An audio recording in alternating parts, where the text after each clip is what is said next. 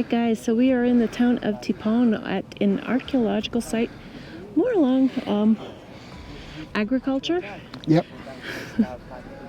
Yeah, basically it's an agricultural site. So this is an Inca site where basically we're going to see how they used to farm and how their irrigation worked and stuff. And they used to supply, this is one of the centers that would supply the major population of Inca. Pretty cool. Interesting.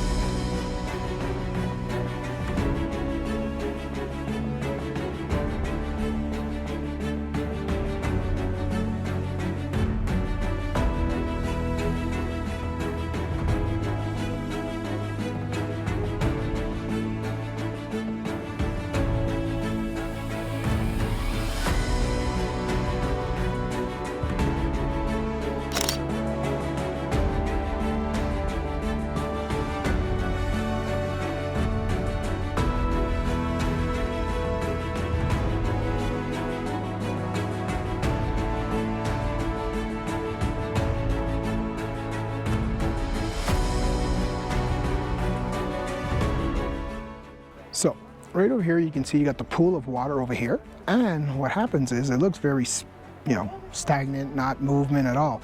But what happens is it gets pushed through these channels over here just by natural gravity and stuff, and then it's going through smaller channels, increasing its speed. And then you can see it going down there, and then you can see it going into 4 more channels and dividing up and dividing up. And then what this does, it feeds the underground channels that are under these plateaus for the irrigation system. So this is how they would naturally water and irrigate all of their plants. That's pretty clever. Inca civilization was quite advanced. I'm in somebody's house. That's right. What we're seeing over here right in front of us, guys, these were the homes, if you will, of, well, I'm going to call them gardeners at this point. Look, there's a lot of different tales that go with this, that they could have been researchers and everything, that were doing a lot of research information as to what could grow at the different plateau levels. So that's all cool. These are their homes. We're going to go explore inside.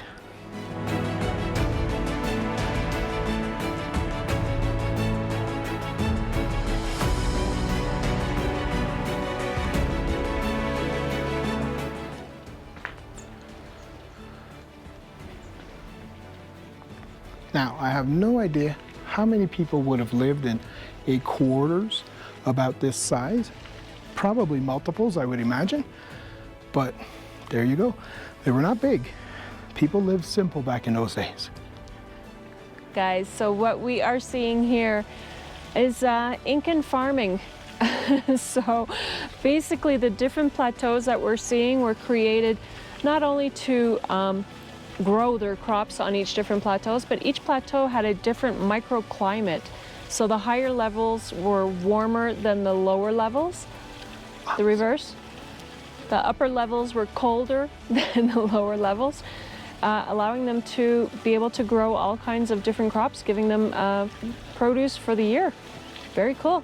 So I grew up with a farm. This is nothing like any farm I've ever seen. So this is how the water is delivered from level to level. And as you can see from here, it looks like it ends. No, that's because it's going to the underground channels of the plateaus.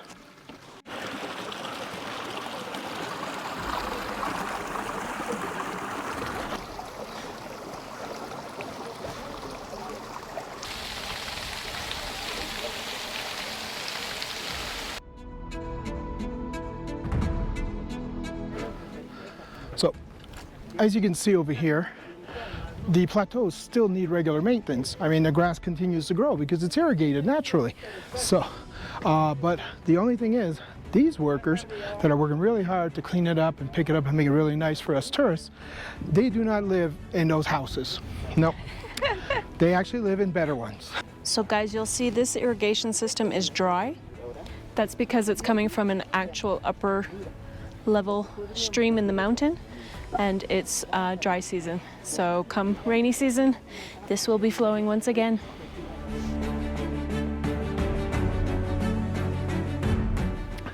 This other spot over here, that is also another old house that used to be there. So they had houses, I'm thinking, in strategic spots so that they could oversee everything.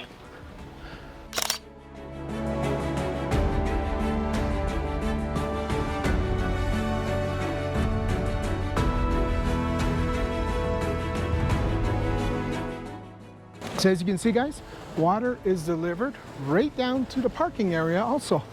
And it goes past, I'm sure. Look how much speed it's picked up by now.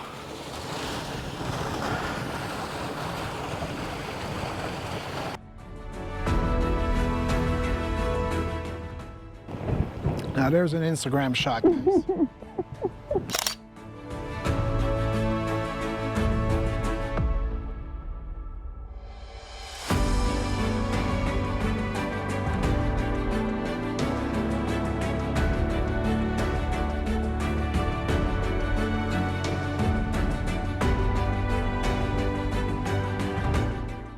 All right, guys, we are on site 2, which is Pikillaqta. Hard to say. Now, this is a pre-Inca society or city. It's actually a Wari city. So the ruins are completely different from Inca because these guys came around and started building this place around 600, 700 AD.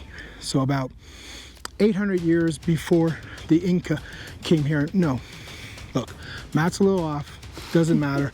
The Incas came over here and kicked them out of here at one point, or assimilated them. I'm not quite sure exactly on the semantics, but it was after a post-earthquake that basically kind of ruined the area for them, making them easy prey. Easy pickings. Inca came in and picked. Bad Incas. That's how it goes.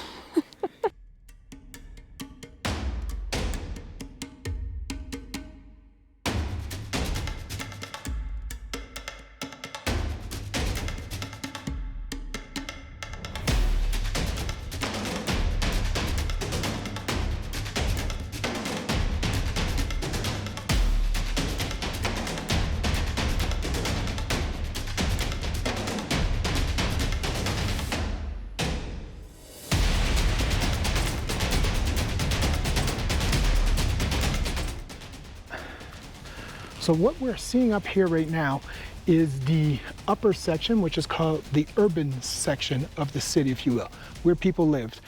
Down below, beyond the wall, it is basically their agricultural center.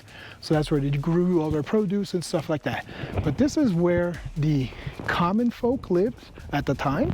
And I'm going to scan over and see if I can get you guys a shot of where the upper class lived. These were the quarters of the upper class and basically their homes. As you can see, they had straw roofs, completely different from the commoners.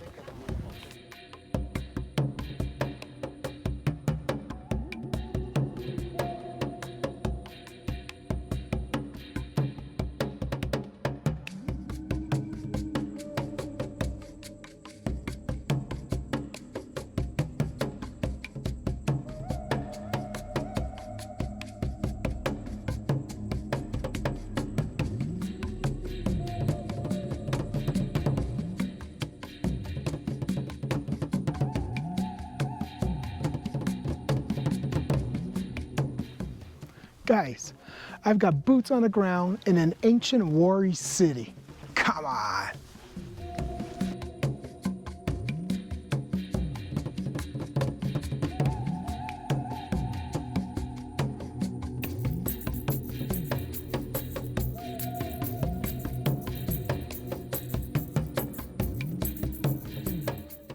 So, the purpose of this wall, kind of obvious, right? Defense, security. This is what closed in the whole city and kept them safe, with very few entry points. And those entry points were spotted from above, so if any unknowns were trying to get in, they would receive a warm welcome, I would say, from those on the inside.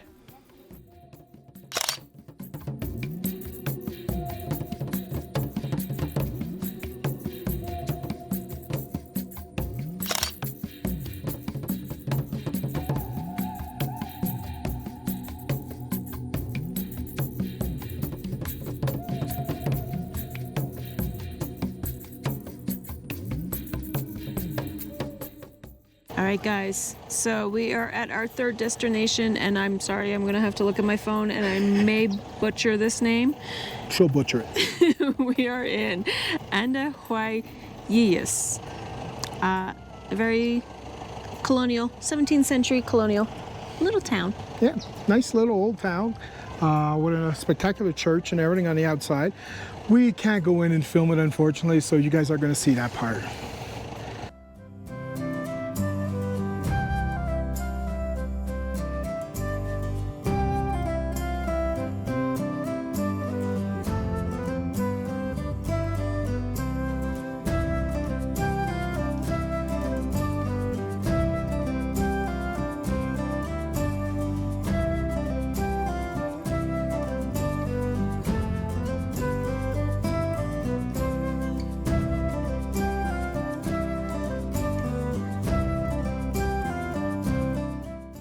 All right, guys, so that's going to be it for today's tour. We really hope you guys enjoyed it. If you haven't done it already, go ahead, like and subscribe, and we'll see you on our next video. See you later.